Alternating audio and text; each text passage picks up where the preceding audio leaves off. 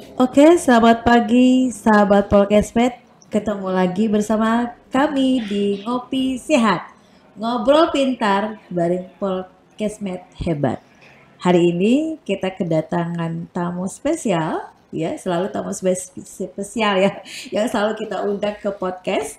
Dan kedatangan Kepala Dinas Kesehatan Provinsi Sumatera Utara, Bapak Dr. Alwi Mujahid Hasibuan MKes.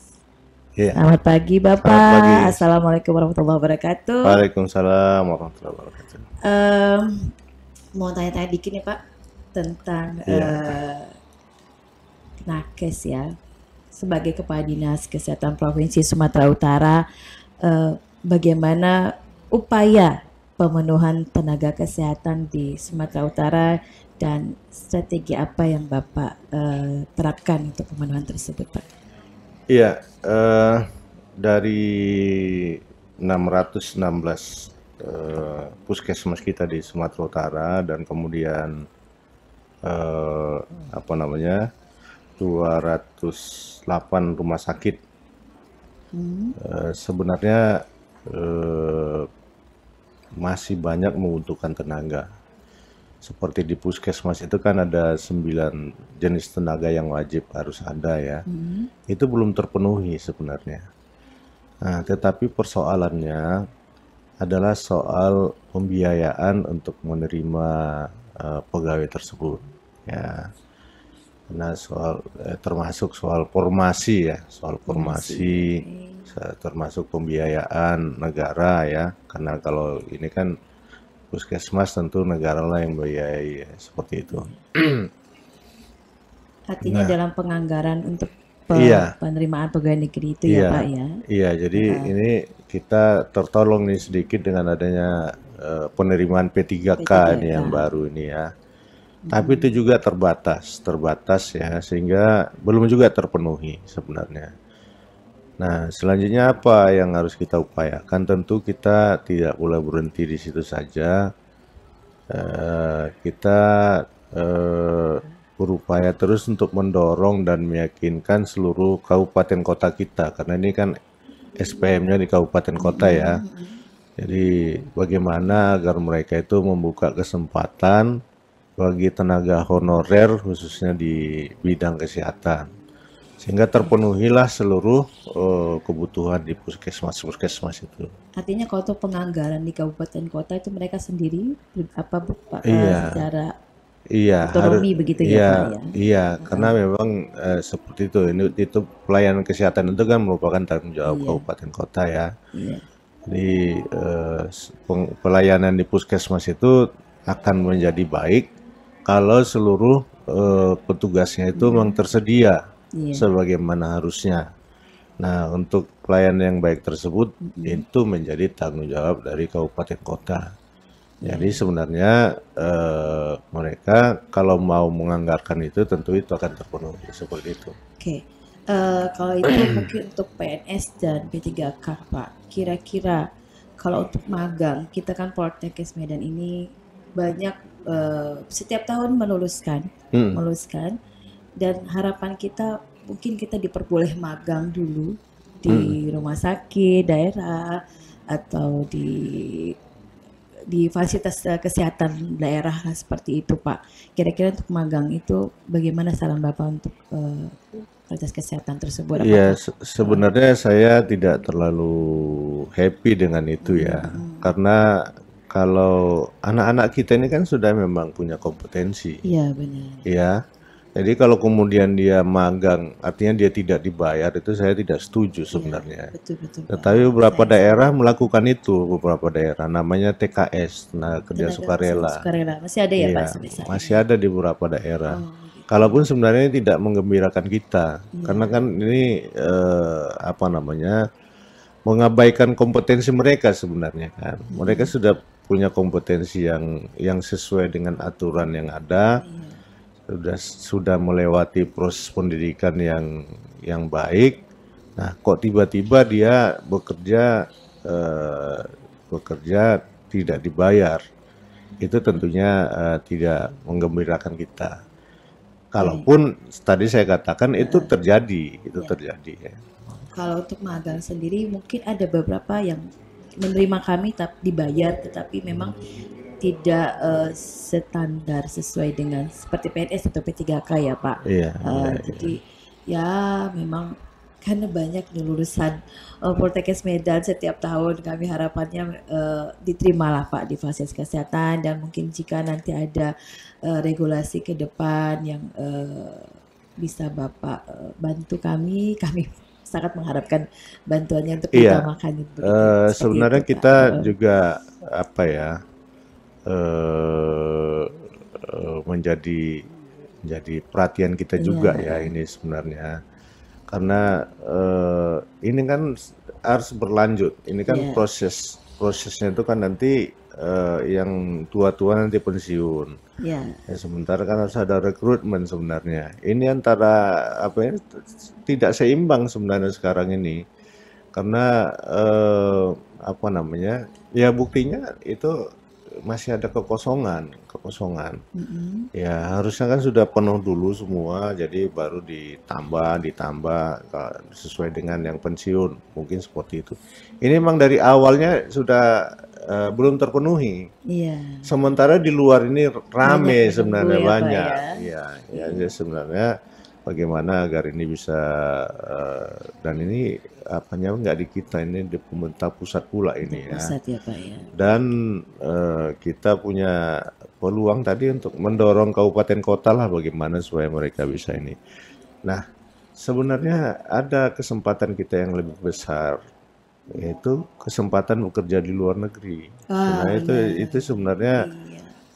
untuk negara-negara Timur Tengah misalnya, itu mereka lebih happy kalau itu datang dari Indonesia atau dari Indonesia, iya, negara-negara iya. Melayu ini. Karena katanya Seperti kita itu. lebih ramah ya Pak ya. Ya, itu lebih lebih bisa sesuai dengan kultur Kultur mereka, kita mereka. lebih bisa nyambung gitu ya. Karena kan di sana kan berbasis agama Islam, kita juga berbasis agama Islam, jadi itu bisa nyambung, kira-kira seperti itu. Dan mereka yang bekerja di sana saya lihat sangat apa ya, sangat sejahtera ya, sangat Sangat Pak, luar sejahtera. biasa Iya, memang. iya. Tapi ini sepertinya saya nggak tahu nih handicapnya di mana, kendalanya di mana ini, Iya. sehingga ini yang berminat ke sana itu kok sepertinya tidak Awalnya seperti keberatan ya, Pak memang. ya, Awalnya keberatan, heeh, banyak faktor, katanya juga banyak faktor orang tua juga yang tidak mengizinkan. iya, Tapi setelah ke sana mereka akhirnya enjoy gitu dilihat, kemudian ya harapannya memang yang sudah pernah ke sana salah satu banyak juga alumni kita mengajak teman-temannya mm-mm. Pak. Begitu juga masalah Sebenarnya kan visa atau segala macam gitu. ini sudah tidak relevan lagi sekarang kalau misalnya keberatan-keberatan itu masih ada. Iya. Karena seperti kita ke Mandailing Natal sekarang, kita ke Penyambungan, kita butuh waktu 12 jam Betul. ya untuk bisa Jauh sampai ya. di Penyambungan. Atau kita ke Sibuhuan, ke Padang Lawas ya, kita butuh 12 jam, 10-12 jam kita. Sementara kita ke Madinah, ke apa namanya? Arab Ke Saudi, iya ke Arab Saudi, Kuwait maksudnya begitu ya. ke apa namanya itu? Ke apa namanya? Bandaranya itu ya. Eh, itu Benar apa tuh Abu kita Dhabi ya? kita kita cuma 8 jam ke sana itu.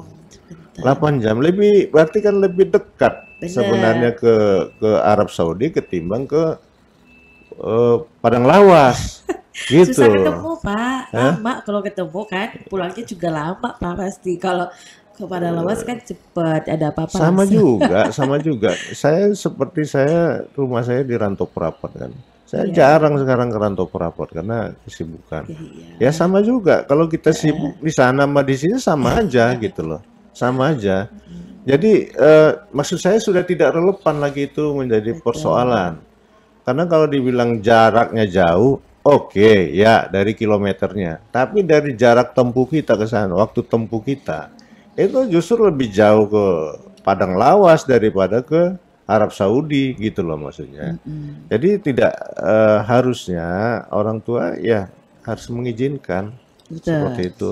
Ya, Ya, jadi sekarang memang salah satu strategi kita juga Pak, kita mengumpulkan orang tua, alumni, jadi diberikan juga apa namanya wejangan kepada orang tua ini iya, untuk bisa apa ya diberikan bayangan bahwa di sana itu enak sebenarnya kerja dan bisa iya, juga iya. cepat gampang pulang kalau Makanya dia memang. saya sangat apresiatif ya, sangat mengapresiasi kelas internasional yang Iya dibuka kemarin ini ya, betul, yang di iya launching kemarin.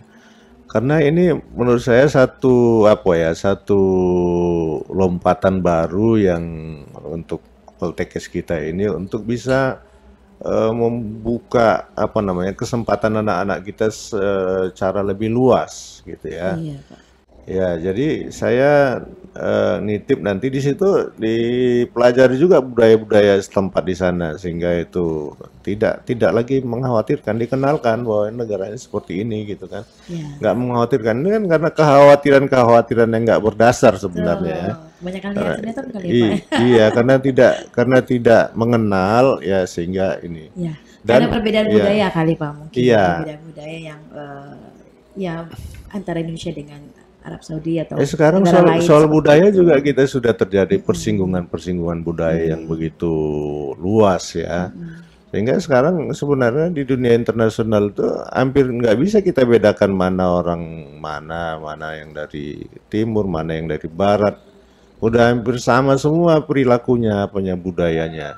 Iya, Seperti itu. Paling kita bisa membedakannya dari tampilan luarnya saja. Kalau dilihat dari apa namanya pola pikir, pola tindaknya itu ya semuanya sudah mulai mirip-mirip semua karena dia bersinggungan. Persinggungan itu bisa langsung maupun tidak langsung. Tidak langsung misalnya dengan tontonan ya, itu sudah. Jadi ini kan bagian dari proses apa namanya globalisasi yang terjadi.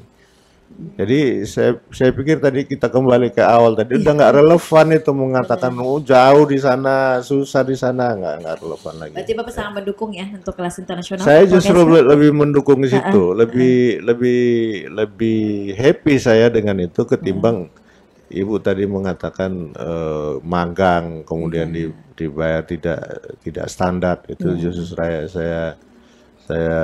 tidak sarankan itu. Saya tidak happy saya dengan itu. Kalau ini kan memang silakan dia bertarung di sana, silakan dia dan itu eh, dia akan mengalami proses pembelajaran yang begitu luas Ya, sehingga seluruh potensi dirinya itu nanti akan berkembang dengan baik seperti itu. Jadi ya sebenarnya dengan dia berani melakukan itu, peluang-peluang dia ke depan itu akan terbuka semakin luas, kira-kira seperti itu. oke. Pak, ini kan hari ini wisuda. Iya, iya, Kira-kira ada harapan apa dari Bapak untuk lulusan-lulusan kita ini bisa Bapak sampaikan? iya. Eh, untuk lulusan kita memang ya pertama ya tentu selamat lah ya, selamat lah sudah lulus ya. Kemudian sebenarnya pada setiap zaman itu tantangannya ada ya. Besar, Tantangannya ada. Waktu saya tamat ya tantangannya ya pada saat zaman saya seperti itu gitu ya. Nah, sekarang tantangannya persaingannya jauh lebih besar. Oleh karena itu kesiapan kita tentu dibutuhkan untuk persaingan itu ya. Karena saya sering mengatakan kepada anak-anak yang saya bina, ya boleh saja P3K itu kesempatannya sedikit, PNS itu kesempatannya sedikit. Nggak apa-apa satu kesempatan, tapi itu adalah kita, saya bilang. iya, Ya, nggak apa-apa satu. Apalagi kalau dia lebih dari satu, tentu ya itu kita kita termasuk juga. di situ gitu. Benar. Seperti itu yang harus ditanamkan dan mereka harus fight untuk itu, harus berjuang untuk itu. Tidak bisa dia mengharapkan apa namanya anugerah turun dari langit tiba-tiba seperti itu. Itu udah nggak. Zamannya ini memang zaman persaingan. Oleh karena itu mereka harus betul-betul siap untuk bertarung, bersaing, ya. Ya, Jadi untuk kesiapan itu tentu proses belajar dan belajar itu menjadi penting. Karena semuanya kan ini berubah. Jadi perubahan yang demikian cepat ini harus dikejar dengan proses belajar yang juga mumpuni. Ya, mudah-mudahan mereka nanti, tadi saya sampaikan waktu sambutan tadi, mereka saya harapkan bisa jadi pembelajar sejati yang terus belajar, belajar, belajar, dan belajar, di mana mereka harus menjadikan setiap tempat jadi sekolah, setiap orang menjadi guru. Dengan demikian mereka akan terus berkembang sesuai dengan kemajuan yang ada. Dengan demikian mereka akan lebih siap pada situasi apapun seperti itu. Iya. Tangguh ya Pak ya. Iya. Oke, kesan Bapak untuk Poltekkes Medan Pak. Tahun lalu Luar biasa ya, luar biasa. Poltekkes ini lebih rapi, lebih asri, meningkat ya Pak ya. lebih apa namanya, lebih menarik tampilannya ya. Ya ini mungkin sentuhan tangan Bu Arini ini memang ya cukup apa ya. Ya saya inilah saya apresiasi lah ini ya. Ini luar biasa ini. Ini nanti sekali-sekali bolehlah Bu Arini nanti datang kantor saya untuk menata juga. Iya. Gitu. Iya. Jadi apa ya? Untuk apa namanya itu kalau arsitektur ya, memberikan advice ya. Ini harus benar ya gitu, Pak. gitu. Oke, tahun lalu Pak ya terakhir kemarin kan, tahun lalu ada Iya, waktu iya. sudah juga ya Pak. Jauh kan Iya, perbedaannya Pak dari iya, tahun lalu. alhamdulillah. Oke, alhamdulillah. Terakhir Pak, pesan untuk Poltekkes Medan Pak, silahkan. Poltekkes Medan ini punya kesempatan ya, punya kesempatan untuk membuat anak-anak kita itu lebih bisa bersaing di masa depan. Tentunya harus kepada mereka harus ditanamkan apa namanya, keinginan untuk apa, survival, struggle, apa namanya. Mereka harus betul-betul menjadi orang yang siap dimanapun mereka berada untuk bisa bersaing, bertarung dengan segala situasi yang ada. Untuk itu tentu juga diharapkan tim pendidiknya yang di sini juga harus punya kemampuan untuk menanamkan itu, karena kalau mereka sudah punya kemampuan survival tadi, dimanapun kita tidak khawatir lagi, kita sudah akan yakin bahwa dia akan mampu dengan segala medan yang ada. Dan mereka juga akan lebih confidence ya Pak Iya. Dan tentunya punya kesempatan. Saya lihat ini ya Bu Arini ya, ini ya beliau cukup apa ya, berpikiran maju untuk bisa melakukan pengembangan dan melakukan hal-hal baru ya. Termasuk ini kan podcast ini baru juga ya. Ini luar biasa. Ya, sebenarnya kan podcast ini menembus batas nih kan, menembus batas. Artinya ya kita cakap-cakap di sini ini bisa sampai beberapa tahun ke depan ini tetap bisa ini kalau materinya itu memang masih relevan gitu ya, itu tetap akan menarik. Jadi saya tentu sangat senang sekali kalau Poltekkes ini bisa berkembang lebih jauh lagi, dan kami siap untuk bekerja sama. Ya, kami siap untuk mengembangkan apa yang ada di sini. Itu yang sangat kami Pak. Dan tentunya kami juga memberikan kesempatan kerjasama konkret dengan Poltekkes, termasuk untuk program-program kesehatan yang sedang kita jalankan. Ya, ini bagian pembelajaran untuk anak-anak kita, sekaligus juga bantuan tenaga kepada kami. Jadi ini dia sebenarnya simbiosis mutualisme ya. Jadi kami akan bisa melakukan lebih banyak hal, dan itu menjadi pengalaman buat anak-anak kita ini. Tentu kalau kita format sedemikian rupa ini tentu akan bagus sekali. Jadi saya rasa Bu Ar ini bisa nanti kita kita diskusikan lah lebih konkret nanti ya. Tapi yang pasti bahwa kami siap untuk berkolaborasi dan kami siap untuk mendukung Poltekkes ini untuk lebih maju lagi. Terima kasih. Karena Poltekkes yang lebih maju nanti ini akan bisa menembus batas negara. Nanti anak-anak kita kan ada di mancanegara ya, go internasional. Internasional itu yang paling ya, penting. Mungkin itu ya. Oke, baik.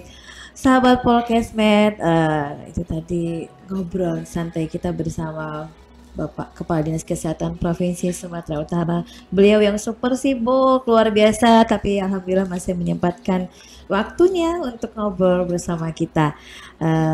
Selesai sampai di sini ya untuk Poltekkes Medan, unggul, kompetitif, profesional. Oke, sampai jumpa sahabat Ngopi Sehat.